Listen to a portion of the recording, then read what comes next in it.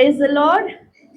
सर्वांना ख्रिस्तात सलाम आणि प्रभूच्या या मराठी सर्व्हिसमध्ये आपणा सर्वांचे स्वागत आहे.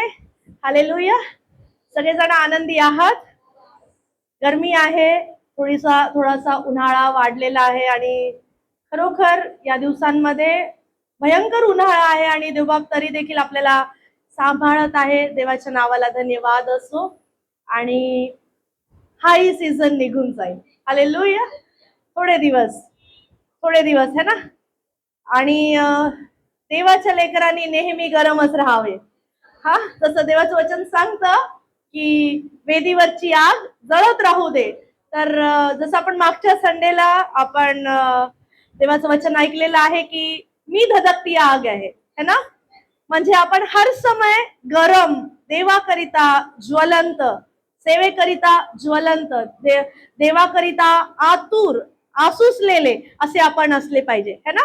प्रभूच्या नावाला खूप धन्यवाद असो की त्यांनी आपल्याला ही संधी दिली की आपण त्याच्या भवनामध्ये येऊ शकलो. हालेलुया. या समय खूप लोक खूप काही करतात, परंतु जेव्हा देवाच्या राज्यामध्ये, देवाच्या भवनामध्ये येण्याची वेळ असते त्यावेळेस आपण बऱ्याचदा कॉम्प्रोमाइज करतो. परंतु देव विश्वासयोग्य आहे.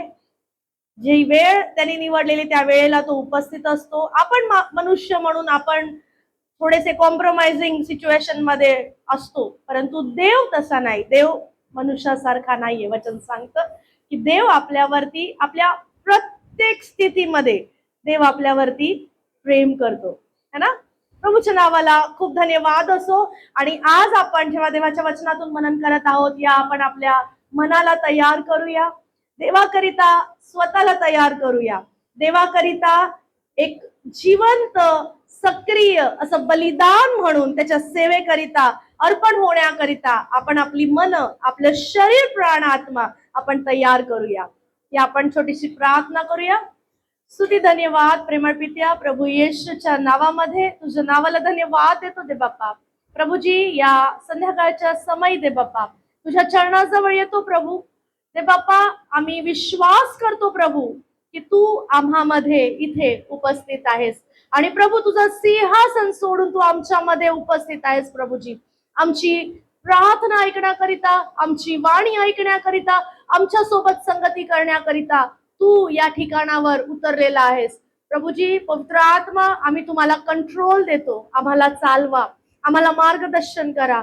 आम्हाला ज्या गोष्टींची गरज आहे ती गरज प्रभू तुमच्या पवित्र शास्त्रातून तुम्ही आम्हाला तृप्त करा प्रभू. ते बाप्पा, आजचं वचन हे प्रभू जीवन बदलणारं असू दे प्रभू. आजचं वचन हे विचार बदलणारं असू दे प्रभू. आजचं वचन हे कोणाच्या ना कोणाच्या जीवनामध्ये प्रभू उपयोगी ठरून प्रभू त्यांचं जीवनामध्ये प्रभू तुझा दर्जा उंचावणारं, विश्वास वाढवणारं असं वचन असू दे प्रभूजी. बाप्पा, तू सहाय्य कर राजा. प्रभू येशूच्या पवित्र नावात मागतो. आमेन, आमेन. हालेलुया. Praise the Lord. आणि आजचा विषय आहे येशूकडे या, येशूकडे या है ना.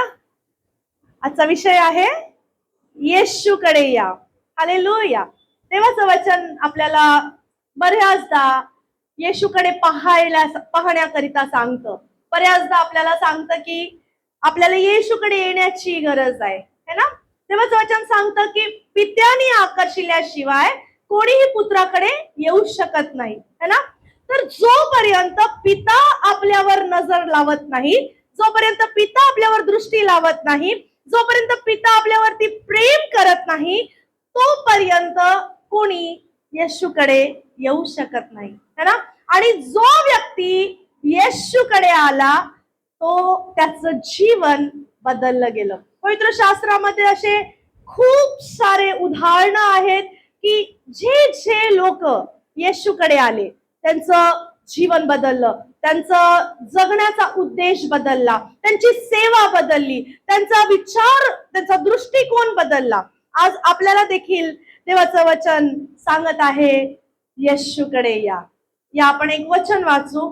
योहान कृत शुभवर्तमान याचा 7वा अध्याय आणि 37 वचन आपण वाचूया. सणाच्या शेवटल्या दिवशी जो महत्वाचा दिवस होता, येशू मोठ्याने म्हणाला, कोणी तहानलेले असेल तर त्याने माझ्याकडे यावे आणि प्यावे. हालेलुया. देवाचं वचन जिवंत आहे प्रियानो. देवाचं वचन आपल्याशी बोलणार आहे. आपला देव हा बोलणारा देव आहे. आपला देव आपल्या परिस्थिती अनुरूप आपल्याशी बोलतो. हालेलुया. आणि आज देव आपल्याशी बोलत आहे. देव येशू ख्रिस्त, पवित्र आत्मा येशू ख्रिस्ताबद्दल सांगत आहे, येशूकडे या. येशू ख्रिस्त स्वतः उभा राहून सणाच्या दिवशी लोकांना सांगत आहे, अनुरूप करून सांगत आहे की जो कोणी तान्हेला आहे त्यांनी माझ्याकडे यावे.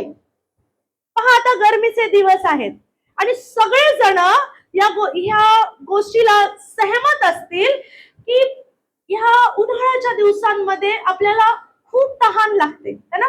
जेवणाची जेवढी भूक लागत नाही त्याच्यापेक्षा दुप्पट पाण्याची तहान लागते. आणि ती तहान कशाने पण जात नाही. जर कोणी कोल्ड ड्रिंक दिलं, कोणी सरबत दिलं तर आपण काय म्हणतो माहितीये, पहिले पाणी द्या. जेव्हा आपण बाहेरून आलो, प्रवासातून आलो, कुठून आपण उन्हातून जाऊन बाहेरून जेव्हा आपण येतो, आपण घरात आलो आणि सेटल झालो, किंवा आपण कोणी पाहुण्यांच्या घरी गेलो, आपण सेटल झालो, तर आपण पहिले काय घेतो, पाणी घेतो.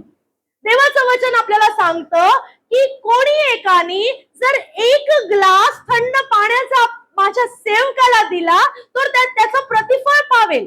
म्हणजे एक थंड पाण्याचा ग्लास हा किती मोठा प्रतिफळाला ओपन करणार आहे, है ना. स्वर्ग ओपन होते त्याच्यासाठी, कारण देव सांगत आहे मी त्याला प्रतिफळ देईल, कारण त्यांनी जे काही केलेलं आहे ते माझ्या दासाकरिता केलेलं आहे, है ना. एक थंड पाण्याचा ग्लास जी तहान भागवते. हालेलुया. येशू ख्रिस्त इथे सांगत आहे, जो कोणी तान्हेला आहे त्यांनी माझ्याकडे यावे आणि प्यावे. ही कोणती तहान आहे प्रियानो? ही तारणाची तहान आहे, ही जीवनाची तहान आहे, जी या जगातली कोणतीही वस्तू, कोणताही मनुष्य, कोणतीही अवस्था आपली तहान भागवू शकत नाहीये. ती तात्पुरती आहे. जेव्हा आपण पाणी पितो, एक ग्लास पाण्याने जर तहान नाही भागली, आपण म्हणतो अजून एक ग्लास द्या. ती तात्पुरती तहान आहे प्रियांनो. ही शारीरिक तहान तात्पुरती आहे की जेव्हा आपण पाणी पितो आपल्याला परत परत तहान लागते. परंतु येशू ख्रिस्त जो जीवनाचं पाणी आहे, ते वचन, हे जिवंत वचन जे जीवनाचं पाणी आहे, जेव्हा आपण ह्याच्यातून पितो आपल्याला तृप्तता मिळते. जेव्हा आपण ह्याच्यातून पितो आपलं शरीर, आपला प्राण, आपला आत्मा हा तृप्त होतो. हालेलुया. येशू सांगत आहे, माझ्याकडे या आणि माझ्यातून घ्या, कारण जे मी पाणी देतो ते कोणी मनुष्य, जी तृप्तता मी देईन, जी तृप्तता येशू ख्रिस्तापासून आहे, जी तृप्तता वचनातून आपल्याला मिळते, जे सांत्वन आपल्याला वचनातून मिळते, ते कोणी मनुष्य देऊ शकत नाही प्रियांनो. बऱ्याचदा आपण खूप कठीण काळातून जातो आणि त्या काळामध्ये, त्या परिस्थितीमध्ये, आजारपणामध्ये, कठीणाईमध्ये, एकटेपणामध्ये, डिप्रेशन मध्ये आपण लोकांना शोधतो. कोण मला सहाय्य करेल, कोण माझा हात धरेल, कोण एक शब्द माझ्याजवळ येऊन मला प्रेमाचे 2 शब्द बोलेल, कोण माझ्या पाठीवर हात ठेवेल आणि मला दिलासा देईल. पण ते तात्पुरतं आहे, टेम्पररी. पण देवाचं वचन जे आपल्याला सांगतं, देवाचं वचन हे सर्व काळ टिकणार आहे. काल, आज आणि सर्व काळ टिकणार असं देवाचं वचन आहे. वचन सांगतं की आकाश आणि पृथ्वी नाहीशी होतील, परंतु माझी वचने नाहीशी होणार नाहीत. म्हणजे जे प्रॉमिस देवाने आपल्यावर, तुमच्यावर आणि माझ्यावर दिलेलं आहे, ते प्रॉमिस पूर्ण करण्यासाठी देव जागरूक आहे. तो विसरत नाही प्रियांनो. आपल्याला विसर पडतो. आपण आपल्या परिस्थितीत जेव्हा जात असतो आपल्याला विसर पडतो, त्या प्रॉमिसेसचा विसर पडतो.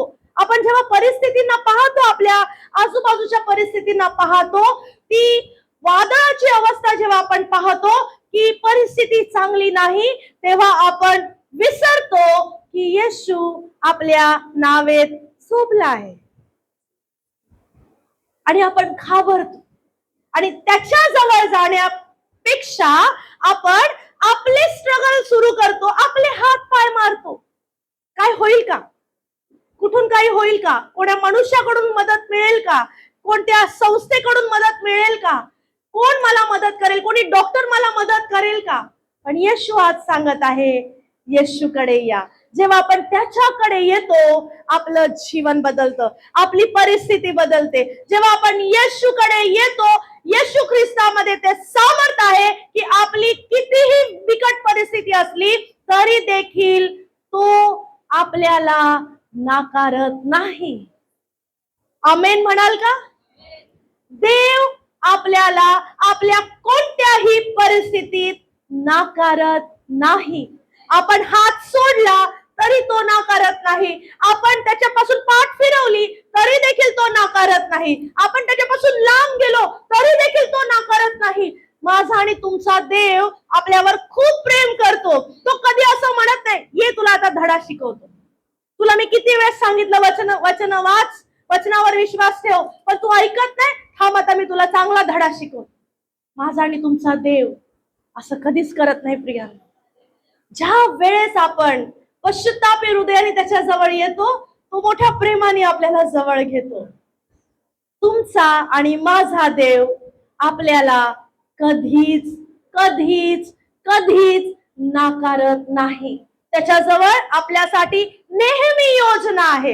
अंधारातही योजना आहे, वादळातही योजना आहे, आजारपणातही योजना आहे, कमी घटित योजना आहे, आपण आपल्या एकटेपणामध्ये योजना आहे, आपल्या डिप्रेशन मध्ये योजना आहे. जेव्हा केव्हा आपण त्याच्याकडे येतो, त्याच्याजवळ आपल्यासाठी बेटर प्लॅन आहे. हालेलुया. त्याच्याकडे आपल्यासाठी रिव्हर्सल प्लॅन आहे. आपल्या परिस्थिती, आपल्या चुकांमुळे आपण जो खराब केलेली परिस्थिती असते, देवाकडे तुमच्यासाठी आणि माझ्यासाठी रिव्हर्सल प्लॅन आहे प्रियांनो. हालेलुया. तो ती परिस्थिती बदलतो, तो ते वर्ष बदलतो. वचन सांगतं योएलचा 2 अध्याय आणि 25-26 वचन आपल्याला सांगतं की जेवढे वर्ष तुमचे टोळांनी खाल्लेले मी तुम्हाला परत भरून देईल. माझा आणि तुमचा देव तुमच्या चुकांवर, माझ्या चुकांवर डिपेंड नाही राहत. त्याची योजना ही आपल्यावर डिपेंड नाही राहत. त्याला जे करायचंय तो ते पूर्ण करतो प्रियानो. तुमच्या जीवनासाठी देवाची जी योजना आहे, देव तो निश्चित पूर्ण करणार, तो निश्चित पूर्ण करणार. तुमची तयारी आहे किंवा नाही त्याला फरक नाही पडत. तुम्ही पापात पडलेले आहात त्याला फरक नाही पडत. तो त्याच्यामध्ये इतकं सामर्थ्य आहे की तो तुम्हाला तुमच्या पापातून वर काढेल, तो त्या दलदलीतून वर काढेल, प्रत्येक परिस्थितीतून वर काढणारा देव, प्रेमी पिता. आज मी तुम्हाला एक आनंदाची गोष्ट सांगते.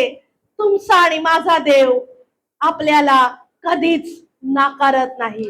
तो आपल्याला कधीच रिफ्यूज करत नाही. तो आपल्याला एक वेळेस मनुष्य बोलतो की तू ऐकलं नाहीस म्हणून असं झालं, तू असं करायला नको पाहिजे होतस, तू असं का केलंस, आता भोग, आता तुझ्या हे कर्माचे फळ भोग. मनुष्य बोलतात है ना. त्यांनी असं केलं असेल म्हणून त्याच्या जीवनात असं झालं असेल, त्यांनी हे असं केलं, त्या माणसाबरोबर त्यांनी असं केलं म्हणून आता देवाने त्याला शिक्षा दिली, असं आपण म्हणतो. परंतु देव पश्चातापी माणसाला तो कधीच नाकारत नाही. तुम्ही ज्या स्थितीत देवाकडे वापस येता, ज्या परिस्थितीत तुम्ही देवाकडे वापस येता, तो त्याच परिस्थितीमध्ये तुम्हाला गळ्याशी लावतो. तो प्रेमी पिता आहे. तो म्हणतो माझ्या जवळ जीवन आहे. योहानाचा 10 अध्याय 10 वचन सांगतं, चोर येतो चोरी करायला, घात करायला, नाश करायला, परंतु येशू आला जीवन द्यायला, अनंतकाळचं जीवन द्यायला. चोरांनी तुमच्या आणि माझ्या जीवनामध्ये जे काही आजपर्यंत चोरी केलं, घात केलं, नाश केला, परंतु आज जेव्हा आपण येशूकडे येतो, आपलं सर्व काही भरून देण्याची ताकद येशू ख्रिस्तामध्ये आहे. हालेलुया. वचन सांगतं, नीतिवचन याचा 6वा अध्याय 31 वचन वाचा, वचन वाचा. नीतिवचन याचा 6वा अध्याय 31 वचन. पण तो पकडला गेला. कोणाबद्दल सांगत आहे? चोर जर पकडला गेला तर त्याने चोरी केली, त्याच्या 7 पट त्याला फेरावं लागेल. अजून तो आपल्या घरचे सर्व द्रव्य देईल. महाप्रियांनो, शैतानाला तुम्हाला 7 पटीने द्यावं लागेल. जर त्यांनी तुमचा आनंद चोरला, 7 पटीने लोटवायला लागेल.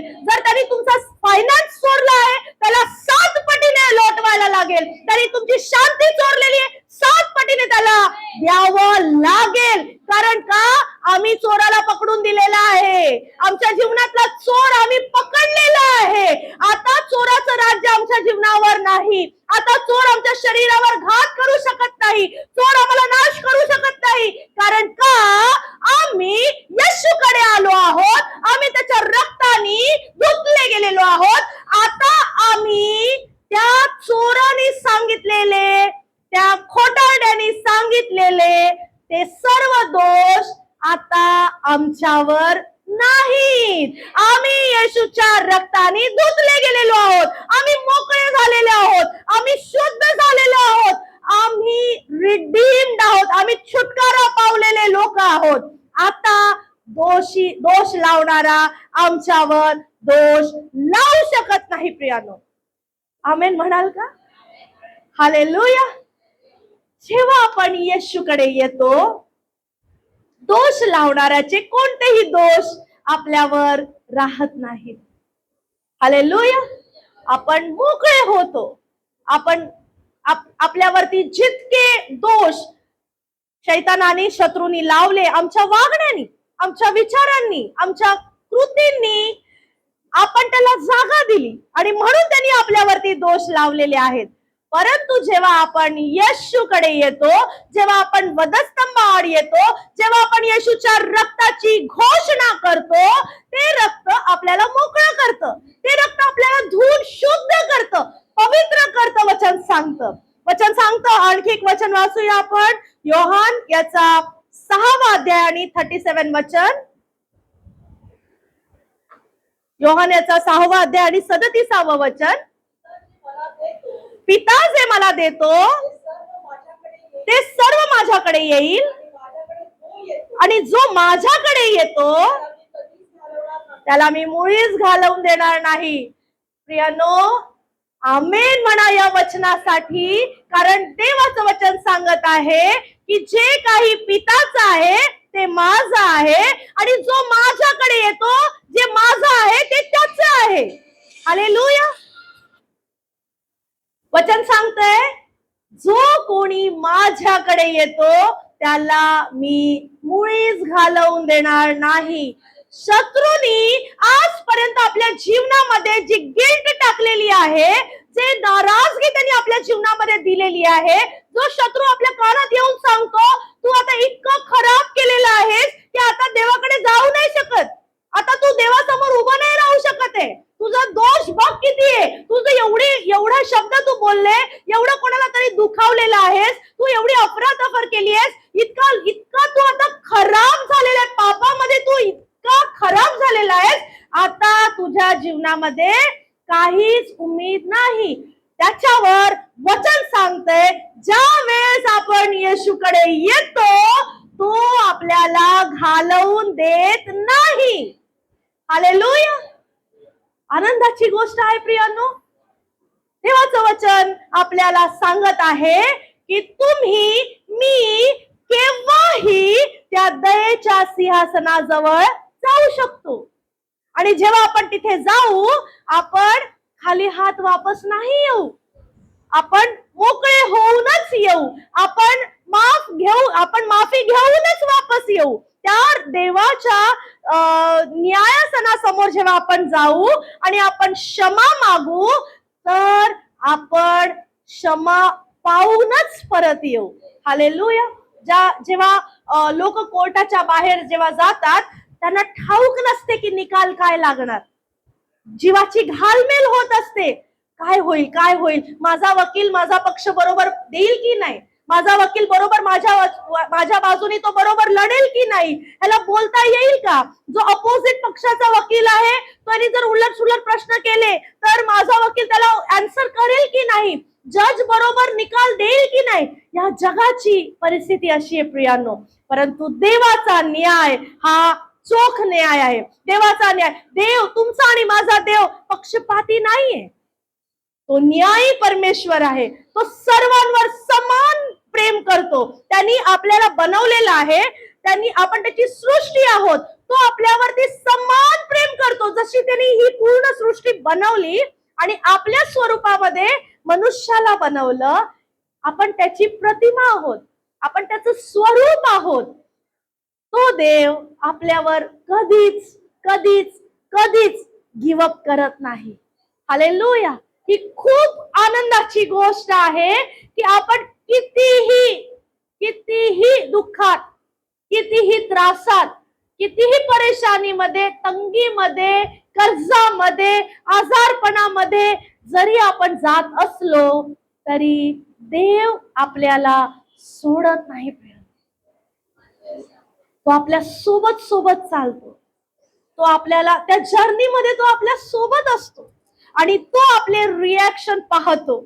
माझा मुलगा, माझी मुलगी माझ्यावर डिपेंड आहे का, ही माझ्याकडे येते का, ही माझ्या हातात सोपवते का, हा माझ्या हातात सोपवतो का, हा मला अलाव करतो का की मी ह्याच्या जीवनामध्ये काम करू, काय हा मला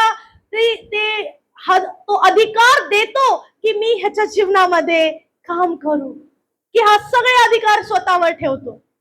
आज प्रियानो, देवाचं वचन सांगत आहे, आपले सर्व अधिकार देवाच्या हाती सोपवा. स्वतःला देवाच्या हातामध्ये सोपवून द्या. येशूकडे या. जेव्हा आपण येशूकडे येतो, आपले सगळे विषय हाताळले जातात. आपले सगळे सगळे बिकट विषय, आपल्याला असं वाटत असू द्या की आता ही परिस्थिती बदलणार नाही, आता यातून काही उपयोगी दिसत नाहीये, आता रस्ता दिसत नाहीये, पुढे जाऊ नाही शकत आहे, मागे फिरू नाही शकत आहे, अशा अवस्थेमध्ये देखील जेव्हा आपण येशूकडे येतो, आहे त्या परिस्थितीमध्ये तो आपल्याला खांद्यावर उचलून धरतो. प्रियांनो, आहे त्या परिस्थितीमध्ये तो विचार नाही करत की पापाने याचे कपडे घाण झाले, चिखलाने दलदलीने माखलेले आहेत. हे पाप हे साधारण पाप नाहीये. छोटस पाप, मोठं पाप, पाप पाप आहे प्रियांनो. पापाचं वेतन मरण आहे, वचन सांगतं. छोटं पाप, मोठं पाप, सगळं पाप, त्या सगळ्या पापांचं वेतन मरण आहे. आणि म्हणून जेव्हा आपण पापात असतो, आपण खूप घाणेरडे असतो, खूप खराब असतो. जसं एखादं लेकरू खेळता खेळता चिखलात पडलं, जसं एखादं लेकरांना, लहान लेकरांना समजत नाही स्वच्छता किंवा असं कळत नाही. आम्ही जेव्हा, मला आठवतंय की जेव्हा येशू जेव्हा एकदम लहान होता, त्याला आम्ही जर कॅडबरी चॉकलेट द्यायचो तर तो पूर्ण तोंडाला माखून घ्यायचा, कारण की त्याला कळायचं नाही. लहान लेकर आहे ना, त्याला कळत नाही कसं खायचं, व्यवस्थित खायचं, तोंड भरवायचं नाही असं नाही, तो तर पूर्णच तोंड, कपडे बिपडे सगळे माखवून घ्यायचा. पाप आपल्या जीवनामध्ये असंच आहे. छोटस पाप ते आपल्या पूर्ण शरीराला खराब करतं, आपल्या आत्म्याला खराब करतं. परंतु देवाचं रक्त, येशूच्या रक्तामध्ये इतकं सामर्थ्य आहे की आपला कितीही मोठा, कितीही छोटा, कसाही पाप असलं तरी ते पाप नाहीस करण्याची ताकद माझ्या येशूकडे आहे. जेव्हा आपण येशूकडे येतो, आपण तृप्त केले जातो, आपण आनंदी होतो, आपल्या मधून जीवनाच्या पाण्याचे झरे वाहतात. जसं देवाचं वचन सांगतं की जेव्हा आपण त्याच्या पाण्यातून पितो, या वचनातून जेव्हा आपण, हे वचन जेव्हा आपल्या मध्ये जातं, हे वचन आपली तहान भागवतं. दावीद म्हणतो की मी एका हरिणीप्रमाणे, माझा जीव हरिणीप्रमाणे तुझ्यासाठी सुचलेला आहे. जशी एखादी हरिण मृगजळाच्या पाठी पाण्यासाठी ती धावत राहते, तसा माझा जीव देवाकरिता लोलपत आहे, असं वचन सांगतं. भजन संहिता 42 वचन सांगतं की माझा जीव हा कासावीस झालेला आहे. आज प्रियांनो, देव देखील आपल्याकरिता कासावीस आहे. तो त्याची इच्छा आहे की आपण त्याच्याकडे यावं, आपण त्याच्यातून प्यावं, त्याच्या वचनातून आपण आपली तृप्तता व्हावी. त्याची इच्छा आहे की आपल्या प्रत्येक परिस्थितीमध्ये आपण सर्व कंट्रोल त्याला द्यावा. आपण कंट्रोल आपल्या हातात न घेता त्याच्या हातात द्यावं. जेव्हा आपण म्हणतो की प्रभू माझी इच्छा नाही, तुझी इच्छा पूर्ण होऊ दे, हे नम्रतेचं प्रतीक आहे प्रियांनो. हे आपली नम्रता दर्शवते की देवा मी नम्र होतो, मी तुझ्या समोर नम्र होते, तुला जसं पाहिजे तसं तू माझ्यासाठी कर. जेव्हा आपण स्ट्रगल करतो तेव्हा आपण घमंडी असतो, मी करून दाखवतो, मी बघ कसं करतो, मला जमेल, मी हे ट्राय करतो, मी ह्याच्यातून बघतो मी हे होतंय का, तो प्रयत्न करून बघतो, तो प्रयत्न करून बघतो. हे आपण देवाच्या समोर बलवा केल्यासारखं आहे आणि देवाच्या समोर आपण घमंडीपणा दाखवण्यासारखं आहे. देवा मी तुला करून दाखवेल, मी या परिस्थितीतून बाहेर पडतो की नाही बघ. आपण असं करतो आणि हारतो, एक्झॉस्टेड होतो, निराश होतो. शेवटी देवाकडेच यावं लागतं. मग जर शेवटी सर्व हारून त्रासातून जर देवाकडे यावं लागतं, मग पहिलेच का नाही जावं, पहिलेच का नाही देवाकडे जावं. परिस्थिती आली का नाही पहिलेच देवाकडे जाऊ. प्रभू तू कुठे आहे, प्रभू तू आहेस ना, तू मला ह्यातून गो थ्रू करशील, तू मला ह्यातून काढशील, तू मला ह्यातून नेशील. मला विश्वास आहे की तू मला या सर्व परिस्थितीतून माझ्या जर्नीमध्ये तू माझ्या सोबत आहे. जेव्हा आपण हे म्हणतो पित्याला आनंद होतो आणि पिता आपल्याला उचलून आपल्या खांद्यावर उचलून आपल्या डोक्यावरून घेऊन तो आपल्या वर उचकून तो आपल्याला चालवतो. तो आपण त्याच्या नजरेने ती दुनिया पाहतो जी आपण खाली राहून पाहू नाही शकत. देव आपल्यावर खूप प्रेम करतो आणि आज पुन्हा एकदा मी तुम्हाला सांगते, तुमच्या प्रत्येक परिस्थितीमध्ये देव कधीच नाकारत नाही.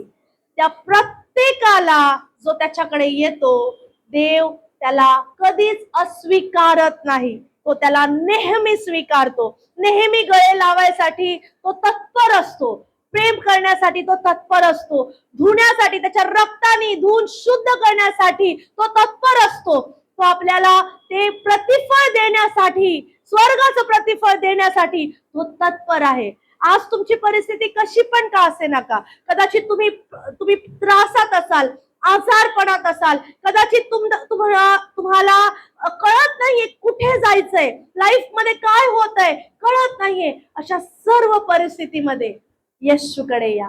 जेव्हा आपण आपल्या परिस्थितीनुसार, आपल्या संपूर्ण गोष्टीनुसार आपण समर्पित होतो, आपण तृप्त केले जातो, आपण मोकळे केले जातो, आपण उद्धारिले जातो, आपण आनंदित केले जातो, आपण शांतिमय होतो. हे सर्व आशीर्वाद आपल्याला येशू पासूनच मिळतात. जेव्हा आपण येशू ख्रिस्ताकडे येतो आपण मोठे प्रतिफळ पावतो. हालेलुया. देवबाप करो या वचनाच्या द्वारे आपण सर्वांना देवबाप आशीर्वादित करो. आजच जर आपल्या जीवनामध्ये काही असे विषय असतील की जे अजून आपण येशूकडे नाही दिले, ते आपण हाताळले, स्वतःनी हाताळले, स्वतःच्या हाताने, स्वतःच्या विचारांनी, स्वतःच्या बुद्धीने हाताळण्याचा प्रयत्न केला, परंतु आज असे विषय आज येशूकडे घेऊन चला, त्या सिंहासनाजवळ घेऊन चला की देवा हे माझे कठीण विषय तुझ्या हाती देतो, तू ह्याचा निकाल लाव, तू हे विषय हाताळ, तू मला शांती दे, तू माझ्या जीवनामध्ये आनंद दे, तू माझ्या जीवनामध्ये ब्रेक थ्रू दे, तू त्या उद्धाराच्या आनंदाने मला भर. कारण तुझं वचन सांगतं की जीवनाच्या गोष्टी तर तुझ्यापासूनच मिळतात. त्या जीवनाच्या गोष्टी आम्ही आमच्या जीवनामध्ये तुझ्याकडून प्राप्त करू इच्छितो राजा. आम्ही स्वतःला समर्पित करतो आणि होऊ देत प्रभू दे बापा आमच्या सर्व भयातून. प्रभू जसं आम्ही वचन आज जसं वचन आम्ही ऐकलं, स्तोत्रसंहिता 91 वचन सांगतं, माझ्यावर त्याचे प्रेम आहे म्हणून मी त्याला मुक्त करीन, त्याला माझ्या नावाची जाणीव आहे म्हणून मी त्याला उच्चस्थळी सुरक्षित ठेवेन. तो माझा धावा करेल तेव्हा मी त्याला उत्तर देईल, संकट समयी मी त्याच्या जवळ राहीन, मी त्याला मुक्त करीन, मी त्याला गौरव देईन. हे सगळं केव्हा होईल? जेव्हा आपण येशूकडे जाऊ. हालेलुया. जर तुम्हाला या गोष्टी संकट समयी परेशानीमध्ये, दुःखामध्ये, आनंदामध्ये देखील जेव्हा आपण येशूकडे जातो तर तो आपल्याला गौरव देतो, तो आपल्याला मुक्त करतो, तो आपल्या सर्व भयातून आपल्याला मोकळं करतो. देव करो की प्रभू या वचनाच्या द्वारे आपला सर्वांस आशीर्वादित करो. Hallelujah, praise the Lord.